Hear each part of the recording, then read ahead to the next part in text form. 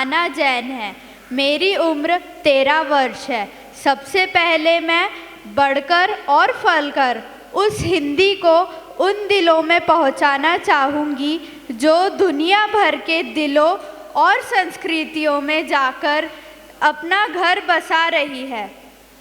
अब मैं अपनी लघु कहानी की शुरुआत करूँगी। मेरी कहानी का नाम भगवान का काम है।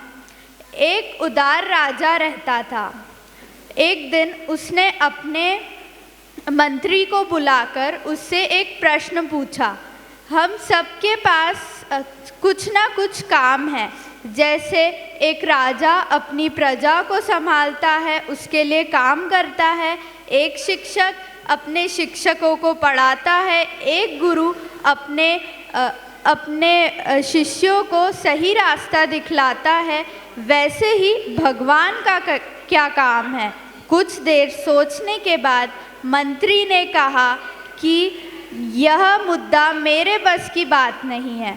इस प्रश्न को आप हमारे धर्मगुरु से जाकर पूछिए। महाराज ने आदेश दिया कि धर्मगुरु को दरबार में बुलाया जाए। धर्मगुरु आए और उन्होंने कहा कि मुझे 1 सप्ताह का वक्त दिया जाए। 1 सप्ताह का आखिरी दिन आ गया। अब तक धर्मगुरु ने कोई उत्तर नहीं सोचा था। वह दरबार की ओर जा ही रहे थे कि उन्हें एक चरवाहा दिखा। उस चरवाहे ने धर्मगुरु से उनकी परेशानी के बारे में पूछा।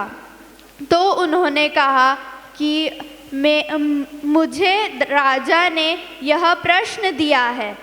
तो वह चरवाहा बोला कि मुझे इसका उत्तर पता है। तुम राजा से जाकर कहो कि एक चरवाहे को इसका उत्तर पता है। आश्चर्यजनक राजा बोला कि ऐसा नहीं हो सकता। एक चरवाहे को कैसे इसका उत्तर पता होगा। फिर धर्मगुरु ने कहा कि मुझे एक मौका तो दीजिए, मैं यह साबित करके दिखाऊंगा कि उसे उत्तर पता है। फिर वह चरवाहा दरबार में आया और उसने कहा कि मुझे इसका उत्तर पता है। मैं आपको ज्ञान दे रहा हूँ तो मतलब मैं आपका गुरु हुआ, और शिष्य गुरु की तुलना नहीं की जा सकती। शिष्य को गुरु से ज़्यादा ऊंचा स्थान नहीं दिया जा सकता। तो मैं आपसे अनुरोध करता हूँ कि उन नियमों का पालन किया जाए जैसा मैं कह रहा हूँ। तो जैसा कि मैंने कहा, आप सिंहासन से नीचे उतरकर मुझे सर्वोच्च स्थान दीजिए। फिर वह चरवाहा सिंहासन पे बैठा और फिर वह राजा बड़े ही गुस्से में बोला कि ए लड़के, उत्तर बता जल्दी। फिर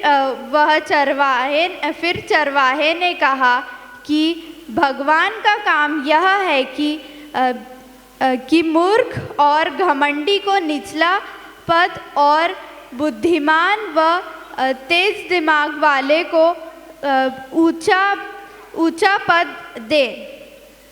तो इससे हमें यह शिक्षा मिलती है कि हमें सोच समझकर हर एक काम करना चाहिए। भगवान का काम यही है।